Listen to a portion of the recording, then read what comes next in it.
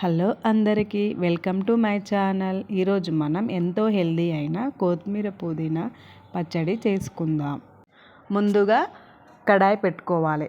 1 spoon నూనె వేసుకొని అది వేడయ్యాక కొత్తిమీర పుదీనా వేసుకోవాలి. వేసుకొని దాన్ని దగ్గరికి అయ్యేంత వరకు కలబెట్టుకోవాలి. దగ్గర అయ్యేంత వరకు ఉంచుకొని దగ్గరికి అయ్యాక తీసి తర్వాత ఇప్పుడు పచ్చిమిర్చి కూడా వేంపుకోవాలి.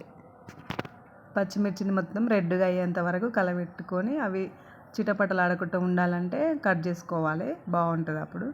తర్వాత మళ్ళీ 1/2 స్పూన్ వేసి టమాటాలు కూడా వేంపుకోవాలి దగ్గరికి అయ్యేంత వరకు. ఇప్పుడు అవన్నీ కలిపి మిక్సీ పట్టుకోవాలి. మిక్సీ పట్టుకునే ముందు రుచికి తగినంత ఉప్పు వేసుకోవాలి. మిక్సీ పట్టుకున్న తర్వాత తాలింపు పెట్టుకోవాలి. తాలింపు పెట్టుకునే దానికి 1 స్పూన్ ఆయిల్ వేసుకొని ఆయిల్ హీట్ అయ్యాక పోపు గింజలు అన్నీ వేసుకొని కరివేపాకు వేసుకొని పసుపు వేసుకొని మిక్సీ పట్టినదంతా అందులో కలుపుకోవాలి. గుమగుమలాడే టేస్టీ హెల్దీ కొత్తిమీర పుదీనా పచ్చడి ready. Thanks for watching. Please do subscribe.